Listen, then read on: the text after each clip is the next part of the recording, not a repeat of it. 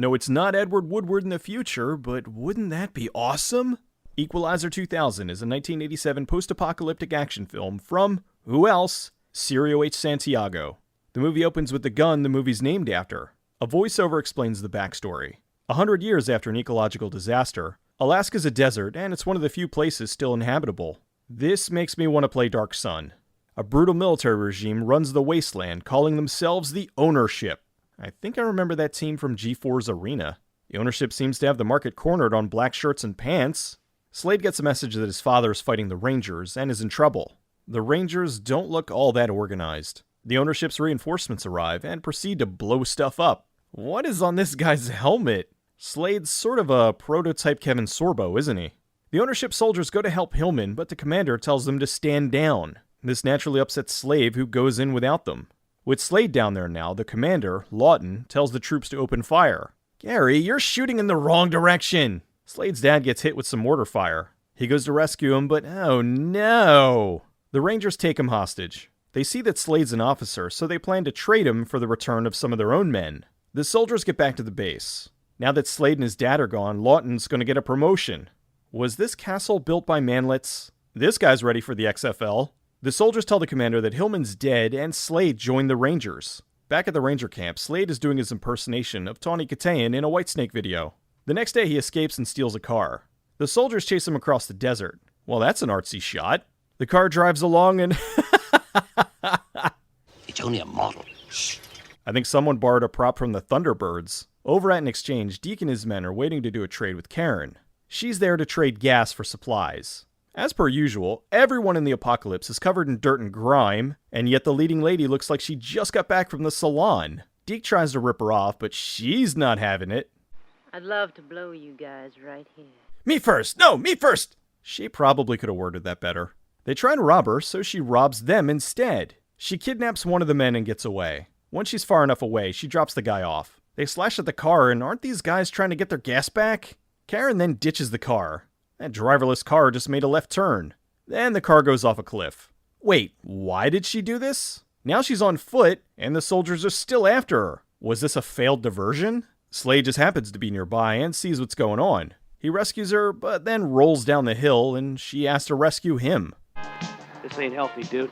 Did he just call him Duke? Karen takes Slade to her town, and lets the Dr. Bones check him out. Damn it, Karen, I'm a doctor, not an actor! Back at the trading post, the Ownership captures Deke and his men. They're going to execute them, but Deke tells them he knows where Slade is. Instead of killing them, they make them recruits to the Ownership. Back in town, Slade wakes up and finds his dream gun. The soldiers attack the wilderness people. Hey, Peter Criss, any day now. They capture one of the bad guys and take him to Firewall. They let him go to warn the Ownership to leave him alone. The guy makes it to Lawton, who decides to have some fun with him. Ow, ow, ow, this was a bad idea. Slade has a sweet, sweet love montage between him and the gun. This whole thing is just duct taped together, isn't it? I wonder what the Equalizer 3000 would look like. The townsfolk see the Ownership arriving, so they use the newfound weapon to fight them off.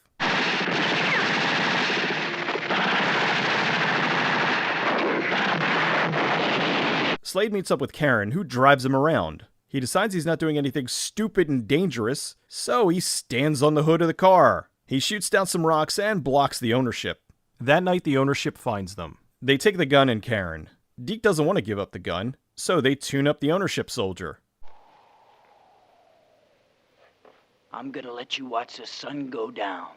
Well, that doesn't sound all that bad. The Rangers try again to get Firewall to join them, but they refuse. Lawton finds the guy they left behind. Oh, thank God you've come to my rescue. Torch him. Oh, why? Deke heads back to the outpost. Slade shows up to rescue Karen. Deke accidentally shoots one of his own men, who's filled with Smuckers. Deke takes the gun and runs off, but he's stopped by the Ownership. Now that Lawton has the gun, he kills Deke. Since Slade rescued Karen, she decides it's time to reward him with some of this.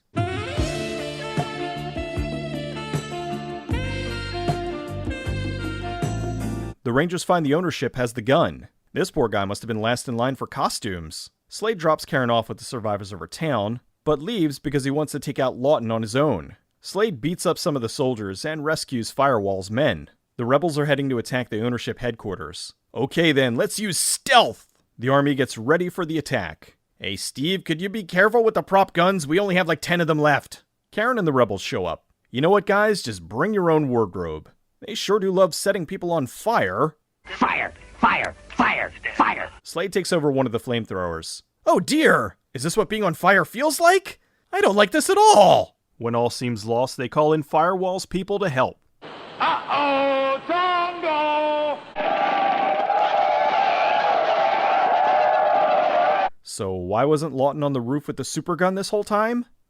Okay, just look at the range of this guy's expressions.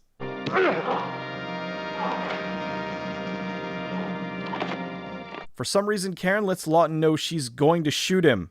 So he shoots her. Hayward finds the Equalizer 2000. So I guess he's the boss now. Slayton finds Lawton, and the two duke it out.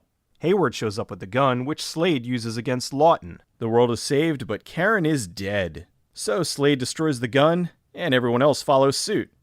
Message! Hey, don't throw live ammunition into a fire! Slade then drives off alone. The movie was shot in mid-1985 for roughly $500,000. Like most Santiago films, this was shot in the Philippines. The majority of the film was shot in a gravel pit. Numerous times during filming, they had to stop because the demolition team was setting off charges in another part of the pit.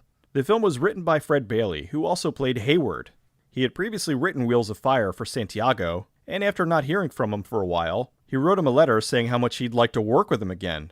Shortly after that, Santiago contacted him, and he was hired to work on Silk. While working on Silk, he also wrote Equalizer 2000. He was paid $3,500 for each. After working on Wheels of Fire, Bailey was tired of night shoots. He wrote Equalizer 2000 to take place almost entirely during the day. Santiago liked the script, but told him he needed his night scenes. So he went back and wrote them in.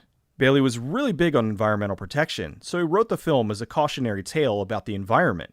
Global warming caused the Earth to become unstable, and it turned Alaska into a desert. Silk and Equalizer 2000 were shot back-to-back with about a month break in between. The idea for the movie came when someone in the production team suggested making a post-apocalyptic film that borrowed the story of Winchester 73. Winchester 73 was a western from 1950 starring Jimmy Stewart. It was about a gun that passes from person to person. Equalizer 2000 took the concept of a supergun and had it change hands numerous times during the film. Originally, Bailey was supposed to play the character of Deke, but after casting, Santiago told him he was going to play Hayward, and they had someone else to play Deke. That someone was a then unknown Robert Patrick. Santiago had just worked with him on another post-apocalyptic film, Future Hunters, where he played a hero also named Slade. Initially, Bailey was sad that he lost out on the role, but once he met Patrick, he understood why he was cast. While working with him, Bailey saw Patrick's dedication and told him he had a feeling he was going to make it far in this industry. 5 years later, he's playing one of the terrorists in Die Hard 2, and a year after that, he was the T-1000 in Terminator 2. Richard Norton played Slade. He's the Australian martial arts champion you probably remember from my video on Force 5. Corinne Wall played Karen. She was the Penthouse Pet of the Year in 1982 when she was Corinne Alphen. She changed her name to Wall when she married actor Ken Wall in 1984. They hired an expat, Matthew Westfall, as an extra for the production. He dies at least 4 times over the course of the film. He had just finished a run working with the Peace Corps when they brought him on board. Years later, Bailey ran into Westfall, who told him a story. When Westfall was working for the UN in Africa, a child came up to him excited and told him he wanted to show him something. He led him through a trail to an isolated village and brought him inside a small hut. On the wall of the hut was a hand-drawn replica of the Equalizer 2000 poster. The kid said, "You're in this movie, and it's our village's favorite movie." Westfall asked him why they liked it so much, and he said, "The gun!" The gun was designed by Santiago's production designer, Joe Mari, who was Scourge in Wheels of Fire and Yashi in Silk, amongst other roles. It was Santiago's idea to have the survivors destroy the weapons at the end. In 1992, the Santiago film Raiders of the Sun reused footage from Equalizer 2000 to help keep the production budget down. Equalizer 2000 is another wonderful post-apocalyptic film. It's full of action, adventure, explosions, big hair, leather pants, and demolition derby cars. It also has the greatest, most memorable gun in a post-apocalyptic flick. Bailey's not particularly happy with the film. He said, "It's a pretty terrible movie, and if you saw it, I'd be embarrassed." I can understand that to a certain degree.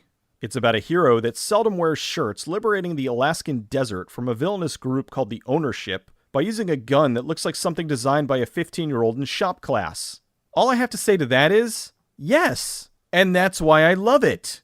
Post-apocalyptic films are something special to me, and the more absurd, the better. So they may not have the best acting or the best effects, but they have heart. This was one of those ones that had a message, but at least it had the decency to present itself and not beat you over the head with it. It got in, was entertaining, made you think for a minute, and got out. Sometimes that's all you want in a movie.